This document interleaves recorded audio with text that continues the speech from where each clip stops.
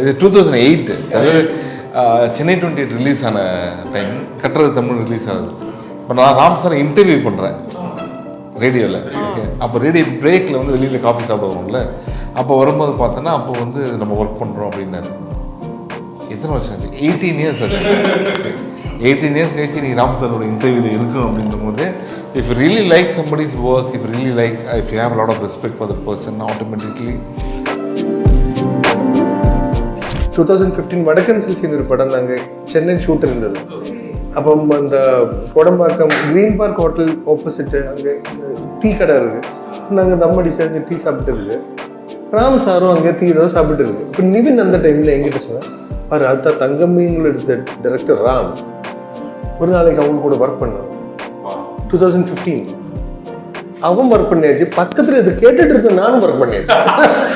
Flying fear Chennai அவருக்கு வந்து ஃப்ளைட்டில் போகிறது பயம், அதனால வந்து ட்ரெயினில் போய் நடிக்கிற என்னென்ன இது ஒரு கரெக்ட் சார். இல்லை, அதை ட்ரெயினில் காரில் போய் என்னென்ன ஷூட்டிங்லாம் போகணும்னா அது பெங்களூர் வரைக்கும் ஓகே, நேபாள் வரைக்கும் ஓகே. சவுத் இந்தியா இந்த ஃபுல் படத்துலேயே இவங்களோட நான் பேசுறதே இந்த இன்டர்வியூவில் தான். இல்லை உட்காந்து பேசுறதுக்கு டைம் இல்லை, ஏன்னா வந்த உடனே ஓடணும்,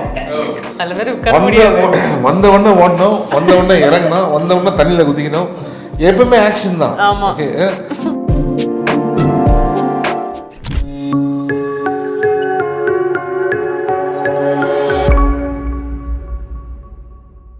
மாலைமலர் நேரில் வணக்கம். நான் உங்கள் பிரவீன் கேஎஸ். இந்த ஒரு இன்ட்ரெஸ்டிங்கான இன்டர்வியூவில் அவங்க கூட பறந்து போட்டியும் இருக்காங்க. வணக்கம். வணக்கம். எனக்கு ரொம்ப சந்தோஷமாக இருந்துச்சுண்ணா, ஏன்னா ராம் சார் வந்து ரொம்ப வருஷமாயிடுச்சு அவருடைய படங்கள் தேட்டரில் பார்த்து. அண்ட் இந்த படத்தோட அந்த சாங்ஸாக இருக்கட்டும், டீசராக இருக்கட்டும், எதை பார்த்தாலும் ரொம்ப ப்ளசண்ட்டாக, ரொம்ப அழகாக, ஒருத்தருடைய வாழ்க்கையை பக்கத்தில் உட்காந்து பார்த்தா என்ன ஒரு ஃபீல் இருக்குமோ, அதுவும் சிவானாவை பொறுத்த வரைக்கும் நாங்கள் ஃபுல் அண்ட் ஃபுல் வேறு ரேஞ்சில் ஒரு காமெடி பார்த்துருக்கோம். இதுலேயும் காமெடி இருக்குது, ஆனால் அதில் ஒரு அப்பாவோட லவ்வும் இருந்துச்சு. ரொம்ப சந்தோஷமாக இருந்துச்சு. எனக்கு என்னென்னா ஒருத்தர்கிட்டையும் ராம் சார் என்ன சொல்லி கன்வின்ஸ் பண்ணியிருப்பார் இந்த கதைக்காக அப்படின்றத எனக்கு தெரிஞ்சுக்கணும்னு ஆசை. ஃபஸ்ட்டு நம்ம மெயின் ஹீரோ கிட்ட இருந்து ஆரம்பிச்சலாம். சொல்லுங்கள், உங்ககிட்ட கதை சொன்னாங்களா இல்லை அம்மா அப்பா கிட்ட கதை சொன்னாங்களா? அம்மா கிட்ட. அம்மா உங்ககிட்ட இருந்து என்ன சொன்னாங்க?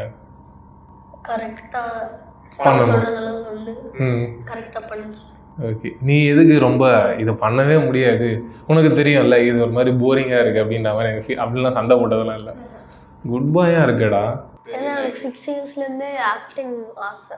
ஓ நம்ம நிறைய ஆக்ட் பண்ணுவோம், ஸ்கூலில் வந்து படிக்கிற மாதிரி ஆக்ட் பண்ணுவான், அப்புறம் இதெல்லாம் சொல்லு ரொம்ப நல்ல பையன் மாதிரி ஆக்ட் பண்ணுவான், அப்புறம் ரொம்ப ஆமாம் இது போய் பாருங்கள் எப்படி ஆக்ட் பண்ணுறாங்க, ரொம்ப இன்னசென்ட்டாக பண்ணுறான். இவன் அப்படி கிடையவே கிடையாது. படம் பார்த்தீங்கன்னா இவங்க ஒரிஜினல் கேரக்டர்லாம் வெளில வரும். நீ யாருன்னு தெரியும் எனக்கு, அவங்ககிட்ட நான் சொல்லு. அப்புறம் இந்த படத்துக்கு நிறைய கற்றுக்கிருக்கேன், ஸ்விம்மிங், ரன்னிங், ஈட்டிங் அண்ட்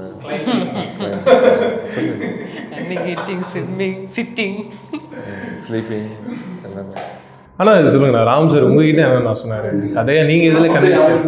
ஓகேண்ணா, அஜு சார் கிட்ட இருந்து கன்வின்ஸ் எல்லாம் பண்ண வேண்டாம் சார். படத்தில் ரோலு அவர் கன்வின்ஸ்ட்.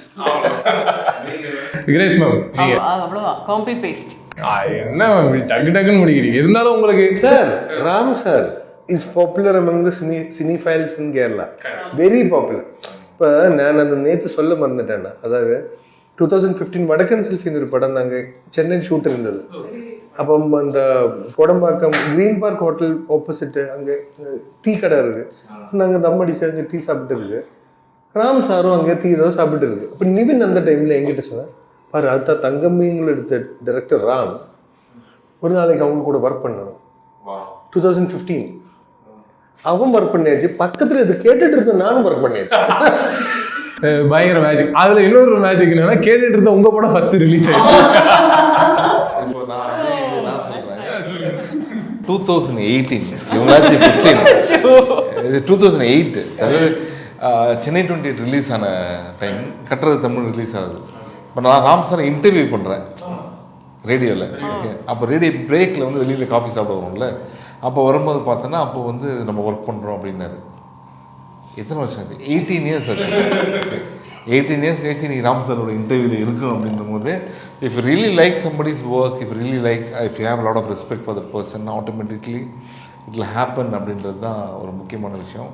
இந்த படத்தில் ஸ்பெஷல் என்ன அப்படின்னா வந்து எல்லாரும் கேட்குறது, நீங்கள் ஆல்ரெடி சூப்பராக போட்டிருந்தீங்க அந்த வார்த்தைகள்லாம் ஆரம்பிக்கும் போது, வேற ஒரு ராம் சார் இப்படி ஒரு ராம் சாராக பார்க்கணுன்னு தான் எல்லாருடைய ஆசையும். ஒரு ஃபீல் குட் ஹாப்பி ஃபிலிமில் அவர் கொடுக்கணும் அப்படின்ட்டு.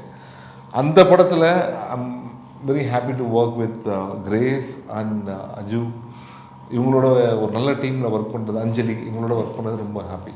ஸோ அதனால் எல்லாருக்கும் பிடிச்சதான் இருக்கும் அப்படின்னு நாங்கள் நம்புகிறோம். கிரேஷ்மா, உங்களுக்கு எப்படி இருந்தது சார் கூட காம்பினேஷன்? ஏன்னா மலையடி வாரத்தில் எனக்கு தெரிஞ்சு செகண்ட் ஹாஃபில் பாதி அங்கே தான் நீங்கள் ட்ராவல் பண்ணியிருப்பீங்கன்னு நினைக்கிறேன். எப்படி இருந்தது அந்த portion?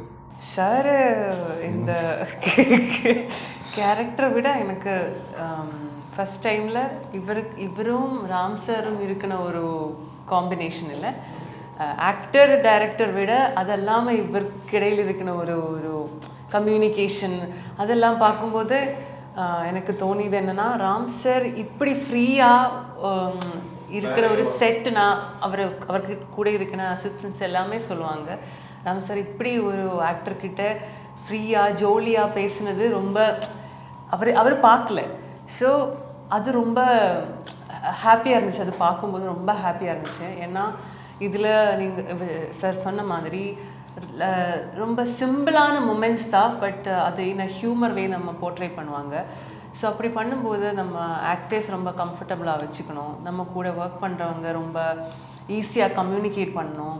So especially when you're doing காமெடினா அந்த காமெடி இல்லை, சிச்சுவேஷன் காமெடி தான். ஸோ அப்படி வரும்போது அந்த ஒரு கம்ஃபர்ட் ஸோனில் நம்ம வரணும். ஸோ சாரை நான் ஃபர்ஸ்ட்டில் காஸ்டியூம் ட்ரையலுக்கு இப்போ பார்த்தேன். ஸோ ஜஸ்ட் மீட் பண்ணி அப்படி போனேன். ஸோ அதுக்கப்புறம் என்னோடய ஷூட்டிங் ஷெட்யூல் எல்லாம் கழிஞ்சு நான் வந்து பாலக்காடு ஜாயின் பண்ணப்போ தான் சாரை பார்த்தேன். ஸோ அண்ட் ஷூட்டிங் ஆரம்பிச்சிட்டாங்க. ஸோ எனக்கு அந்த ஒரு ஸ்ட்ரேஞ்ச் ஃபீல் தோணலை அவர்கிட்ட.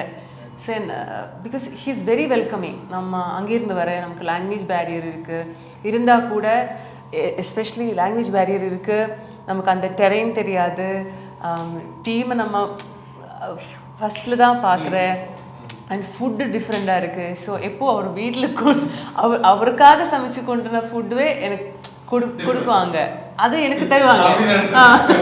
இல்லை, ஒரு நாள் என்னாச்சுன்னா வந்து இவங்க அவுட்டோர் ஷூட்டிங் பாலக்காடில் ரொம்ப நல்லா இருந்ததுங்க நீங்கள் கொடுத்த சாப்பாடு அப்படின்னாங்க. ஆக்சுவலி நான் அவங்களுக்கு சாப்பாடு கொடுக்கவே இல்லை. மறுநாள் வந்து அது ரொம்ப நல்லா இருந்தது அப்படின்னாங்க.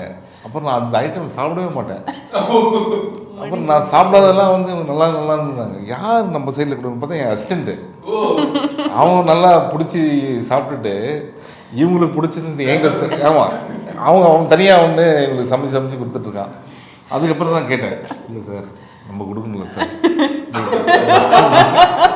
நானே சாப்பிடாத ஐட்டத்தை சமைச்சு அவங்களுக்காக நீங்கள் அவன் சமைக்கிறதுக்காக அவன் பண்ணியிருக்கான்.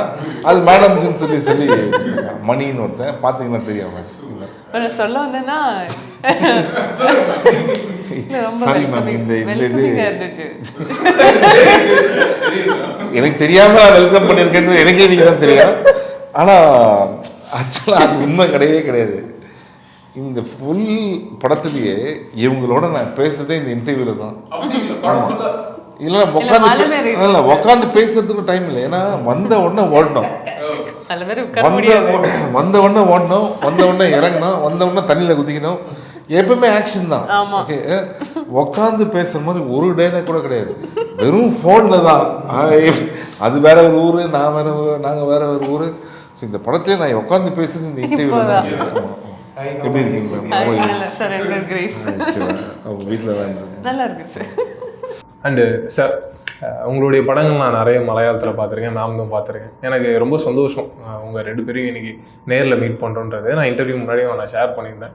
எனக்கு என்னென்னா, எப்படி தொடர்ந்து மலையாள இண்டஸ்ட்ரியில் எல்லா கேரக்டர்ஸும் ரொம்ப அழகாக ஷிஃப்ட் பண்ணி மாற்றி பண்ணிக்கிட்டே இருக்கீங்க. பட் அது ஆடியன்ஸாகவும் பெரிய லெவலில் அதை டிஸ்டர்ப் பண்ணாமல் அதை அக்செப்ட் பண்ணிட்டு எடுத்து போயிட்டே இருக்காங்க. அந்த மேஜிக் ஓவராலாக எல்லாருமே எப்படி பண்ணுறீங்க, அது எனக்கு ரொம்ப ஆச்சரியமாக இருந்துச்சு. ஏன்னா இங்கே நம்ம படம் பண்ணுறோன்னும் போது நம்ம ஒரு ஷேடை மாற்றுறோம்னா அது கொஞ்சம் கஷ்டப்படுறாங்கன்றதை எல்லாரும் சொல்கிறாங்க. பட் அங்கே அது ஈஸியாகவே இருக்குது. அதை பார்க்கும்போது எப்படி இருக்குது, இல்லை நாங்கள் பார்க்கறதுனால அப்படி இருக்கா, அங்கே வேறு மாதிரி தான் இருக்கான்றது எனக்கு தெரிஞ்சுக்கணும்னு ஆசையாக இருக்கும்.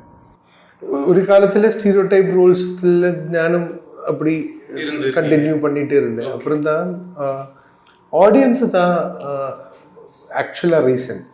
எப்போவுமே ஒரு கரெக்ஷன் ஒரு ஆக்டர் இல்லைன்னா ஒரு டைரக்டர் யாராவது அவங்க பண்ணிட்டு இருக்கிற ஒர்க்கு சரி இதை ரொம்ப டைம் நீ இதே ரிப்பீட் பண்ணிட்டு இதை கொஞ்சம் மாற்றி பிடிங்க இல்லை சேஞ்ச் பண்ணிடுங்க கொஞ்சம் அப்கிரேட் பண்ணிடுங்க எல்லாமே ஆடியன்ஸ் தான் எப்போவுமே ஆர்ட்டுக்கு பெஸ்ட்டு கிரிட்டிக்ஸ் தான் வரும். நான் அவங்க கொடுக்குற ஃபீட்பேக் பாசிட்டிவாக தான் எடுப்பேன். சரி நமக்கு சுத்தமாக இப்போ என்ன சொல்கிறாரு ஜெனுவின் ஒரு கிரிட்டிசிசம் இல்லாதது நம்ம எடுக்க வேணாம். இல்லை கண்டிப்பாக நமக்கு ஏதோ கரெக்ஷன் அவங்க சொல்லும்போது அது அப்படியே எடுத்தால் ஐ திங்க் என்னோட கேரியரில் அது எப்போவுமே யூஸ்ஃபுல்லாக தான் வந்திருக்கு. அவங்க சொல்லியாச்சு ரொம்ப ஸ்டீரியோடைப்பாக போயிட்டே இருக்குது காமெடி ரோல்ஸ் மட்டும்தான். அப்போ தான் கோவிட் கரெக்டாக வந்தது. கோவிட் வந்த டைமில் நமக்கு எல்லாருக்குமே நமக்கு ஒரு செல்ஃபாக நமக்கு ஒரு அனலைஸ் பண்ணுறதுக்கு ஒரு வாய்ப்பு கிடச்சிருக்கு, டைம் கிடச்சிருக்கு. ஏன்னா நம்ம மட்டும் இல்லை வேர்ல்டே ஸ்டாப் ஆகிடுச்சு. இப்போ நாம் ஸ்டாப் பண்ணி அவங்க ஒர்க் பண்ணிட்டு இருக்க அந்த பிரச்சனை இல்லை. நமக்கு எப்போ அதுதான் இல்லையா நாம ஒர்க் பண்ணாமல் அவன் ஒர்க் பண்ணிட்டு இருந்த ஒரு வருத்தம் இருக்கும். இப்போ அவனும் ஒர்க் இல்லை நமக்கு ஒர்க் இல்லை. அப்போ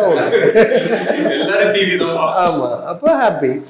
அப்போ அந்த டைமில் நான் ஃப்ரெண்ட்ஸ் கிட்ட கேட்டு கொஞ்சம் டிஃப்ரெண்டாக எதுவும் பண்ணுறதுக்கு ரோல்ஸ் கிடைக்குமா. இப்போ பெருசாக இருக்கிற காமெடி ரோல் வேணாம் சொல்லி சின்ன கேரக்டர் ரோல்னு எடுத்துட்டேன். அப்புறம் இப்போ அதுதான் வந்துட்டு இருக்கு. இப்போ நான் திருப்பி கேட்க ஆரம்பித்தேன். ஏன்னா இது இப்போ ஸ்டீரியோடைப் ஆயிடுச்சு. அது எப்பவுமே அதுதான். இல்லை நான் என்ன சொல்லுன்னா அஜு அவர் வந்து very very very natural performer. அவர் இதில் நம்ம நினைக்கிறது வந்து பார்த்திங்கன்னா நினைக்கிறது அந்த இது தெரியவே தெரியாது. ஒரு ஃப்ரெண்டோட பேசுகிற மாதிரியோ அவரோட டைலாக் டெலிவரி பாடி லாங்குவேஜ் ரொம்ப ரிலாக்ஸ்டாக. So I wish him all the best to do more movies in Tamil. And எப்படி மலையாளத்தில் ஸ்டீரியோ சொன்னாரோ தமிழும் ஸ்டீரியோ ஆகி அப்புறம் பாலிவுட் அதுக்கப்புறம் வேறு லெவல்லாம் போகணுன்றது சென்னை அவருக்கு வந்து ஃப்ளைட்டில் போகிறது பயம்.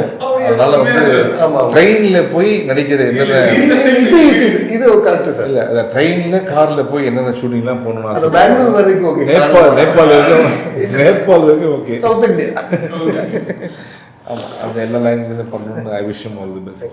ஃபைனலிடா எனக்கு ஒரு சீன் ஒருத்தர்கிட்ட பிடிச்சிருந்து அது பேசலான்னு. நீங்கள் ஒரு மேலே கூட்டிகிட்டு போய் மலை மேலே ஒன்று சொன்னீங்களே, டேய் நான் எங்கடா கூப்பிட்டு வந்தேன் நீ தானே நான் மலை மேலே கூப்பிட்டு வந்தேன், அந்த எக்ஸ்பீரியன்ஸை பற்றி சொல்லுங்கண்ணா. என்னன்னா நம்ம சின்ன வயசில் இருக்கும்போது நம்ம அப்பா நம்மக்கிட்ட பழகின அந்த ஃப்ரீக்குவன்சியே வேறு. ஓகே, ஆனால் இப்போ நம்ம வந்து பசங்கக்கிட்ட இருக்கிறது வேறு. ஏன்னா இப்போ நம்ம வந்து அவங்க எல்லாத்தையும் ப்ரொவைட் பண்ணணும்னு நினைக்கிறோம். ஆனால் நம்மளை அவங்க கண்ட்ரோல் பண்ணுறாங்க. நம்ம வீட்டிலலாம் சின்ன வயசில் ஸ்கூலில் உடம்பு சொல்லுவாங்க தெரியுமா, என்ன வேணால் அடிங்க, அந்த கண்ணை மட்டும் விட்டுட்டு என்ன எங்கள் வீட்டில் கண்ணு இல்லை அந்த முகத்தை மட்டும் விட்டுட்டு மட்டும் உரிச்சிருங்க அப்படின்னு அதெல்லாம் சொல்லுவாங்க. அப்படியே பார்ப்பேன் எப்படி தெரியுமா, குழந்தைய அடித்தா நேராக போய் கம்ப்ளைண்ட் தான் அவுட் டேர் யூ கேன். ஆனால் அதுதான் எல்லாமே மாறிடுச்சு. ஏன்னா குழந்தைங்களே அப்படி இருக்குது இப்போது. ஏன்னா அண்ட் இப்போது நம்ம விட்டுட்டு போனாங்கன்னா வீட்டில் நம்மளாம் ஐயோ விட்டுட்டு போகிறாங்க. இப்போலாம் நம்ம வீட்டில் விட்டுட்டு போனால் ஓகே போயிட்டு வாங்க அப்படின்றாங்க. ஸோ அந்தளவுக்கு they busy, they know how to be. இன்னும் அவங்க தனியாக இருந்து இண்டிபெண்ட்டாக இருக்குது என்னெல்லாம் பண்ண தெரியல. ஸோ அந்த இது வந்து இப்போ நான் இவர்கிட்ட சொல்லுவேன், ஒரு தப்பு பண்ணிவிடுவார். இப்போ சொல்லுவார், டேய் அதாவது ஒரு இவரோட சன் கிட்ட வந்து போனால் இன்டர்வியூ சொல்லலாம்ல. ஓகே, சீன் என்னென்னா ரொம்ப பிடிச்ச சீன் கேட்கறதுனால இவர்கிட்ட வேவ் போர்டு இருக்கும். அந்த வேவ் போர்டு வந்து 5000 rupees. இவரோட சன் வந்து பம்பரம் வச்சுருப்பார், அது 50 rupees. இவர் என்ன கிளம்பும் போது என்ன பண்ணுவார்னா இந்த வேவ் போர்டு வந்து அவர்கிட்ட கொடுத்துருவாரு, அந்த பம்பரத்தை இவரு. நான் இப்போ வந்து பைக்கில் வரும்போது சொல்லுவேன், டேய் ஏன்னா அந்த வேவ் போர்டு கொடுத்தேன் அப்படின்னா அதோட விலை என்னன்னு தெரியுமாடா, தெரியாதுப்பா, அது 5000 இருக்கும். நீ பம்பரம் வாங்கினேன் அது விலை தெரியும் 50 rupees. அதில் என்னப்பா இருக்கு, எனக்கு அது பிடிச்சிருக்கு அவனுக்கு அது பிடிச்சிருக்கு அப்படின்னு சொல்லுவார். அப்போ நான் சொன்னேன், டேய் நான் உன் அப்பாவாக இருக்கிறதுனால ஓகே, இதே என் அப்பாவாக இருந்தால் அவங்க செருப்பு கைட்டு அடிச்சிருப்பாரு அப்படின்னா வண்டி நிறுத்திடுவேன். பார்த்தா செருப்பு இருக்காது, செருப்பு 4500 rupees. டேய் எங்கடா செருப்பு அப்படின்னா மலை மேலே விட்டம்பா அப்படின்னா திருப்பி அந்த செருப்புக்காக வரும். அதுதான் அந்த சாங் டேடி ரொம்ப பண்ணி கேட்டிங்களே. அப்போ இது வரைக்கும் சன்ரைஸ் பார்த்ததே இல்லையாப்பா அப்படின்னா, இல்லை உங்கள் அப்பா கூப்பிட்டு வந்தது இல்லை, எங்கள் அப்பாவை நான் கூப்பிட்டு வந்தது இல்லை இந்த மாதிரி அப்படின்னு வந்து. சூப்பர். ஃபைனலி ரொம்ப சந்தோஷம். நானும் உங்களை மாதிரி தியேட்டரில் படத்தை பார்க்கணும் எக்ஸைட்டிங்காக வெயிட் பண்ணிட்டு இருக்கேன். அண்ட் அடுத்தடுத்து உங்களுடைய லைனப்ஸை சொன்னீங்கன்னா நான் தெரிஞ்சு. ராம் சாரே வந்து நிறைய கதைகள் வச்சுருக்காரு. ஸோ எவ்ரி டைம் வரும்போது புதுசு புதுசு நிறைய கதைகள் சொல்லியிருப்பார். ஸோ ராம் சாரோட சீரீஸில் நான் தான் சொல்லியிருக்கேன், சார் நீங்கள் எப்படி வேணால் படம் பண்ணிக்கிங்க, ஆனால் இந்த மாதிரி ஒரு ஃபீல் குட்டில் அட்லீஸ்ட் இயர்லி ஒரு படம் பண்ணுங்க அப்படின்னு சொல்லியிருக்கோம். தலையாட்டியிருக்காரு, பார்ப்போம் அவர் என்ன பண்ணுறாங்க அப்படின்னு. அது எல்லாரையும் வச்சு வர பண்ணணும்னு சொல்லியிருக்காரு. மீண்டும் அதே கொலாபரேஷன் பறந்து போகுது. ரொம்ப சந்தோஷம். தேங்க்ஸ் ப்ரோ, நீங்களும் ரொம்ப அழகாக பண்ணீங்க. அண்ட் உண்மையிலே is very good. You know my நிறைய பேர் பொய் சொல்லுவாங்க, பொய்யே சொல்லவில்லை. என்ன ப்ரோ இது அப்படின்னு கேட்டேன். ஷாப்பிங் மாலில் வாங்க 100 rupees அப்படின்னு. ஸோ நம்மளும் இது மாதிரி தான் ப்ரோ, அவ்வளோ பெரிய விஷயம்.